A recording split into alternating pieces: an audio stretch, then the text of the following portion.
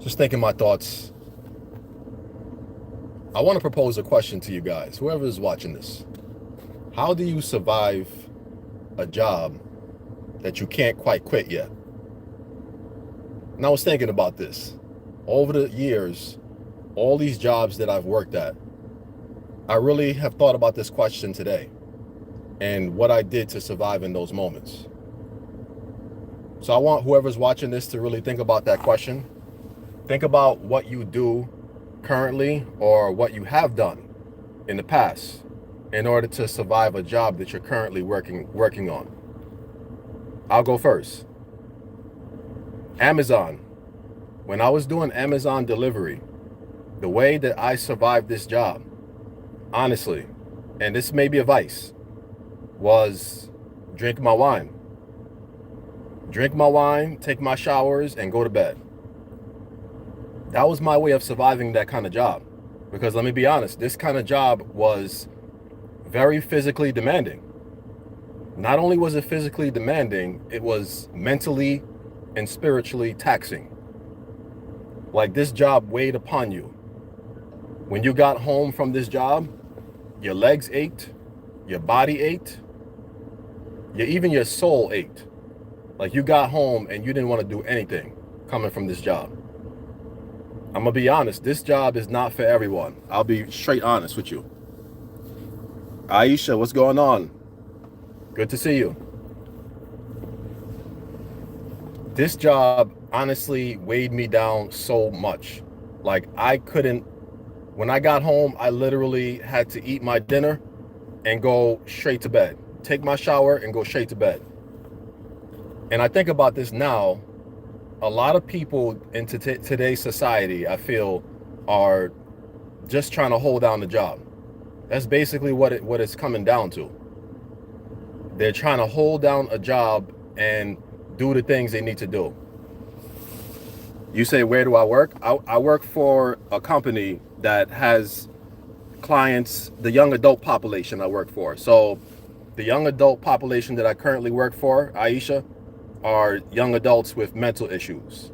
Mental issues, sometimes they go through, lapses in their mind with suicide, that kind of population. That's who I currently work for. And then on the side, on the weekends, I work for a group home with older clients that also have mental issues. So my question, I'm gonna state it again for those who joined into the live. My question is, with you guys current jobs, do you guys feel like, or I guess the question I'm trying to ask is, what are you guys doing to survive currently at your job? What are you guys doing when you get home? Let's see. Working is hard. That's why I do things on the sides. Yep. Same here. What's going on? Let me find out. What's going on?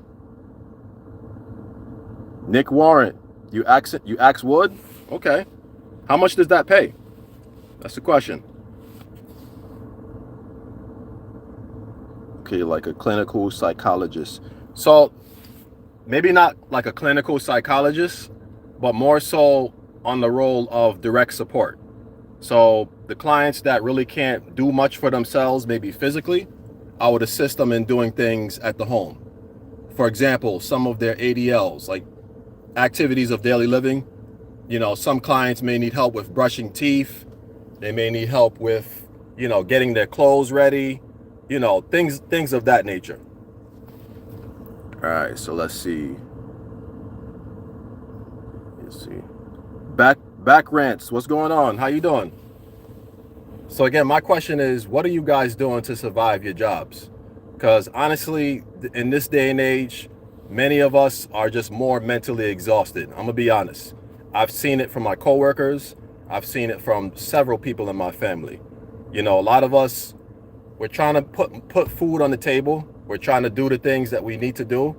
But in actuality, I'm not gonna lie, it's hard. It is hard. All right, so just reading some of these messages. Let's see.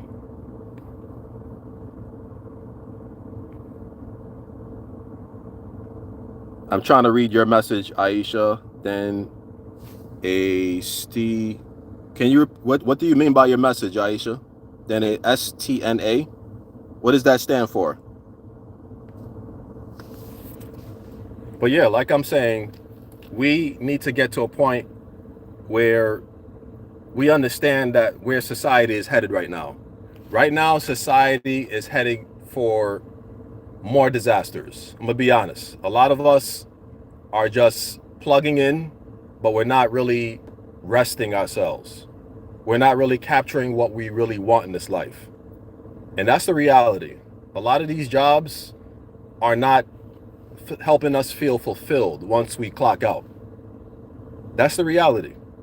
And I hope you guys see it. I don't know what you guys do for a living, but a lot of the times that's what it is. All right. Most of the jobs, you're not lying on that. You're not. They already took some of these jobs already. To be actual truthful right now, they've actually taken a lot of people's jobs already. So we just got to get to a point in life where, like I said, what are we doing when we get home? I'm gonna be honest. When I get home, sometimes I don't have no energy to do anything, and I think many people around me feel the same exact way. The future is computer technology. I agree. Yep. Another DSP. Yep. Another DSP. Remaining grounded and focused on what you are doing in the present moment. Yep. How do you remain focused in the moment? What do you think you can do when you get home to kind of remain grounded? Besides being in the present moment, what can you do? Give me some examples. But like I said, guys, I hope you guys are taking care of your mental health. I hope you guys are practicing self-care, because these jobs don't care. They don't care if you're okay. You know what they do care about though, right? They care about the bottom line. So if you're fulfilling the bottom line for these jobs, that's all they care about. They don't care if you have a headache. They don't care if you have a migraine. They don't care if you are currently doing funeral arrangements for a family member. They don't care. It is ruthless out here.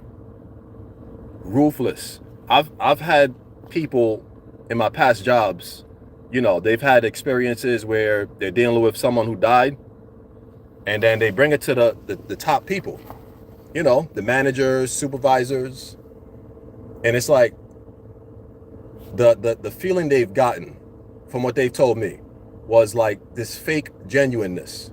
You guys have fake genuineness from someone on the job?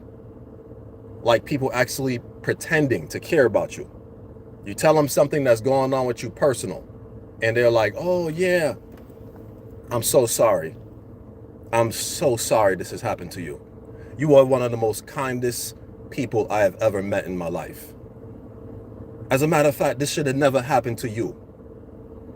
You are one of the most angelic people I have ever met in my entire life.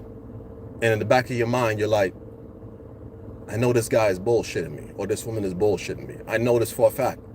But this is the type of people we deal with on a daily basis. People will use your weaknesses, such as your big heart, and they'll get over on you just to get more out of you, just to get more hours out of you, more productivity out of you. Oh, but by the way, can you work this Friday? I'm sorry that your sister passed, but can you work this Friday? This is what I'm talking about. People are ruthless. Let's get into these comments. State tested nurse aide. Okay, no, that's not what I do. No, I've never read Bob Kaufman before. Elaborate on that. What should I know about that person? In the work environment, paying less attention to your thoughts and just being there like a soulless robot. I don't know. LOL. Ever read the book Power? I've never read that book before. No. But I definitely understand what you mean by the just being in a work environment and paying less attention to your thoughts. Like, honestly, that's where we are right now. A lot of us are mindless. We go to these jobs, we're already numb. We're like, it's like we take a shot of Novocaine every day. We go to these jobs and we don't feel anything. We don't feel anything anymore for these jobs. And we go there just to fulfill another task. Whatever they need us to do, we're just like, okay. But the problem with that is, like you said, you become thoughtless. You stop having personal thoughts. Because believe it or not, these jobs rob you of your creativity. They really do. Because when you keep following what someone else wants you to do and never being able to go off of your own mind, your own thoughts, you literally become a robot. You become just someone who follows rules. You don't maintain that independence of thinking for yourself. You fall off and you just become another notch in the belt. That's basically what it is at these jobs. I remember when I was doing Uber.